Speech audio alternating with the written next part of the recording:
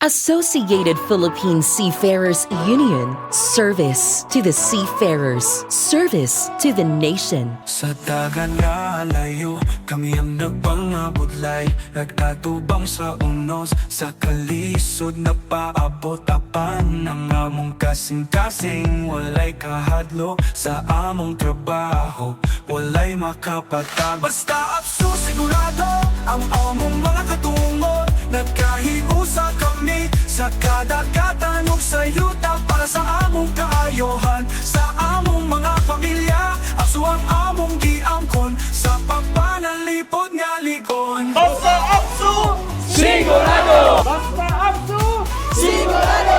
Basta abso, sigurado! Mga problema nga among gipasan sa unyon mimutamo paron kami mapanalipdan sa among mga panginahanglan. Legal nga kalihokan. Kami ang among sayin. Daghang salamat, abso!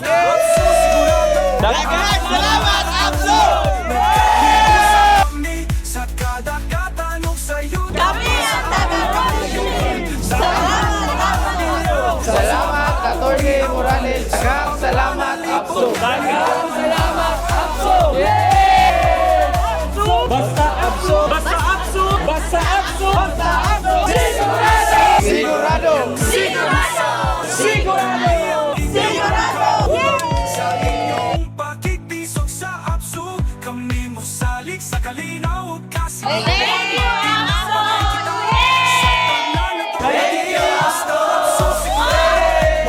Basta abso!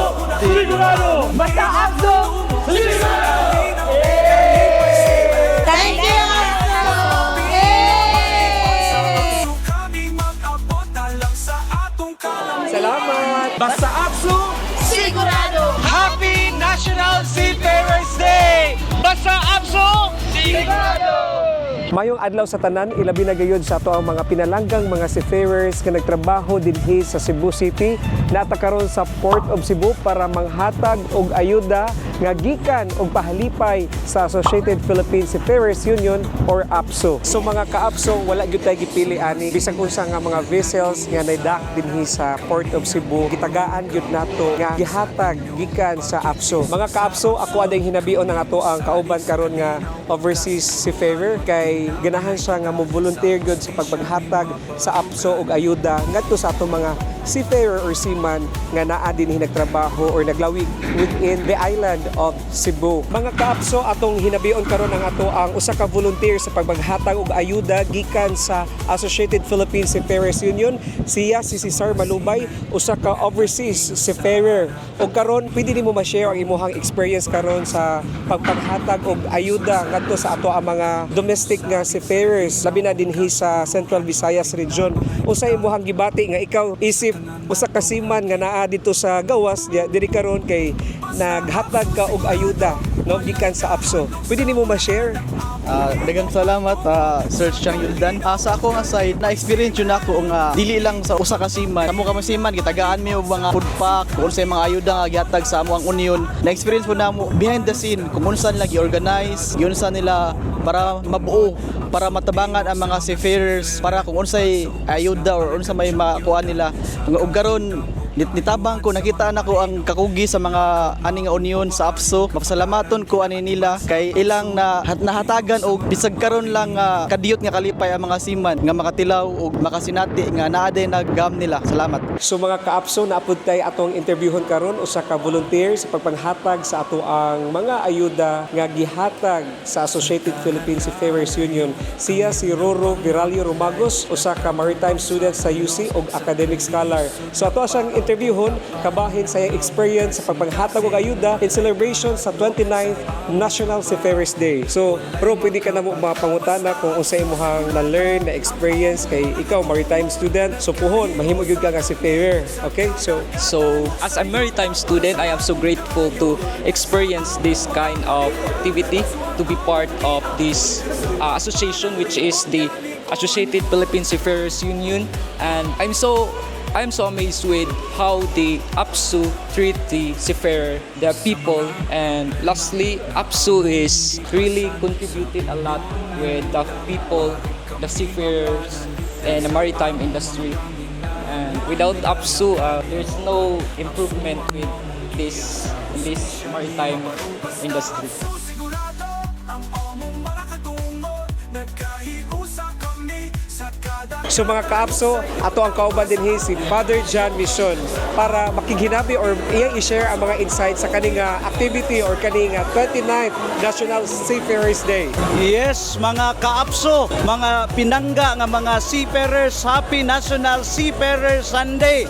Kaniniyong tanan, kining maong kalihukan nato, ika-29 National Celebration of the Seafarers Day gives tribute to you, no, to recognize and give tribute to you for your sacrifices. We have this continuing hashtag, no shipping, no shopping. Daghang salamat seafarers because it's you, our dear seafarers, that is bringing 80 to 90% of goods around the world.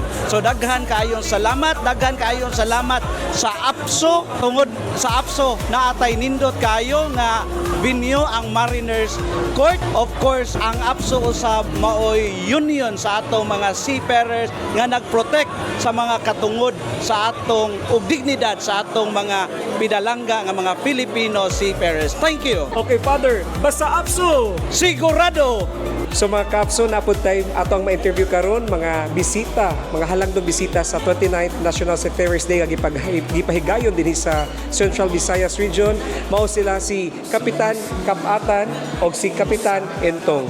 So Kap, usay rationale karon diri nga daghan kay tayong mga seafarers nga ato ang mga bisita pod. So taga-ila mi og mensahe ninyo. Mag-una ta ni Kapatan. Okay, akong mensahe karon no sa atong 29th National Seafarers Day nga hinaot unta nga magpadayon gyapon sila ang sa maritime stakeholders nga magpadayon sila pagsuporta sa atong mga seafarers nga unta kanang more employments unta para nila ba aron in town pod ning mga estudyante nato kay iba na katong mga umaabot nga mga seaman nga unta tagan po sila mayong employment ba sa mga manning agencies unta ba nga mawala unta ng mga backup system. Dapat ang atong tanaw unta sa kanang employment nila kanang kung kinsa katong kamao mo atong tagag priority. Salamat kayo Kapatan. So ari sa puta ni Kapitan Intong. So usay mong ika-istorya karon sa ato ang selebrasyon sa ika-29 nga National Seafarers Day.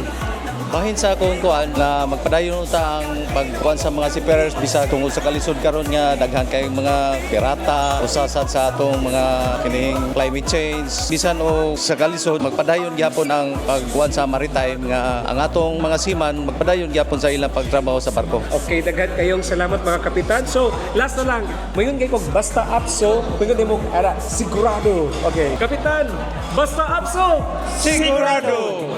Perfect. Thank you. Basta APSU, sigurado.